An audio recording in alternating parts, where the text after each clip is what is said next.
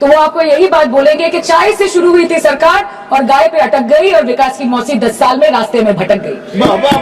Sir, exorbitantly high cost of cattle and poultry feed under the mismanagement of this sector by the current government and wholesale fodder inflation hovering between 25% to 28.6% in the last 2 to 3 years, it is a 9-year high. Sir, किसान खुद क्या खाएंगे? अपने परिवार के लोगों का खिलाएंगे? अपनी गाय भैंस भेड़ बकरी को क्या खिलाएंगे? सर, ऐसे ही वारदात होते हैं जहां गरीबी से जूझता हुआ एक किसान उसको अपनी गाय भेड़ बकरी को बेचने में मजबूर करते हैं और अंत में जाके वो अपनी खुद की जान ले लेते हैं। सर, पिछले 10 सालों में 1,12,000 किसानों ने इस देश में आत्महत्या की। एनसीआरबी की एक रिपोर्ट के अनुसार 10 साल में हर दिन इस देश में एवरेज में 30 किसान हर दिन अपनी जान ले लेते हैं। सर, इस देश के लोगों का यही है किस्सा कि जिसको जिताया वो राजा की तरह जाएगा और जिन्होंने जिताया वो फकीर की तरह। सर, ये बहुत गौरक्षा की भी बातें करते हैं। देश के लोगों को ये पता होना चाहिए that there is a fodder crisis in India and the union minister has himself stated in a written reply in Rajya Sabha that yes, the country is deficit in fodder. So it means that cows are dying without food in government owned goshalas, especially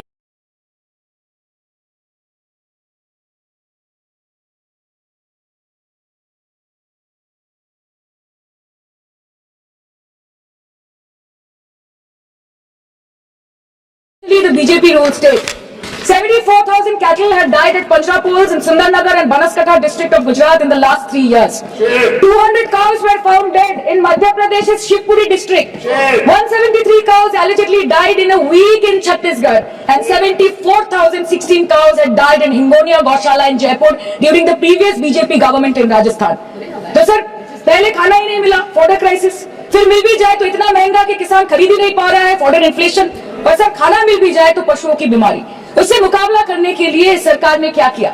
The Parliamentary Standing Committee on Agriculture, Animal Husbandry and Food Processing presented its report which stated that 32.7 lakh cattle were infected by the viral lumpy skin disease across several states and a whopping 2.4 lakh cattle died within months.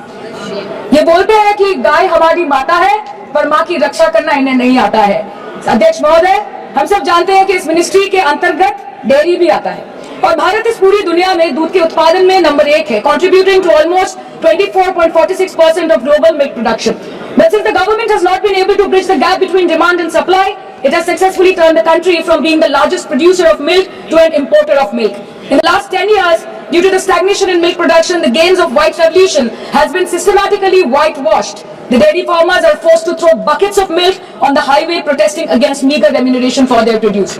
And the price of milk, on the other hand, has increased by a massive 55% in the past 10 years. It was rupees 36 per litre in 2014 and now rupees 56 per litre in 2024.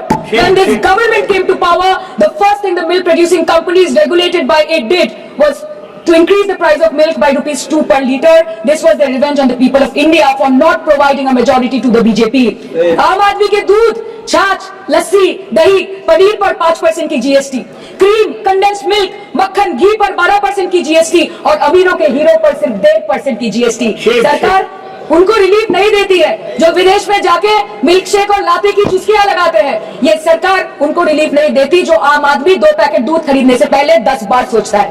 Sir, बचपन से हम सुनते आए थे कि Sunday हो या Monday रोज खाओ अंडे। India rank second in egg production in the world और अंडे का फंडा यही है सर कि भारत के बच्चों की किस्मत में महीने में एक अंडा नहीं मिलता। मिड डे मील के चलते हफ्ते में अगर एक आध अंडा मिल भी रहा था तो कहीं धर्म के नाम पे तो कहीं महंगाई के चलते उसे बंद करने की मांग उठ रही है। Sir, more than 50% children under the age of 5 suffer from chronic malnutrition in the country and roughly 17% children are underweight and yet most BJP ruled states do not serve eggs in midday meal scheme. This is the example of Poshan Kal in India. Sir, अंत पे आते हैं मच्छी पे। आप लोगों को ज्यादा पसंद नहीं पर हम क्या करें, हम तो माछे भाते बंगाली है, हमको तो बोलना ही पड़ेगा। And not to forget that 2.8 crore fisher folk are employed directly in catching fish in the country and millions are employed in the value chain of selling fish and aquaculture. India stands third in the world in the terms of fish production, contributing to 8% of global fish production and ranked second in aquaculture production. The PM talks about blue revolution, but this government has allocated only 0.045% funds out of the total budget for the flagship scheme, Pradhan Mantri Matsya Sampad Yojana. Even after this meager allocation, they did not utilize 39% of the funds and in 23-24, they did not utilize 24% of the funds allocated.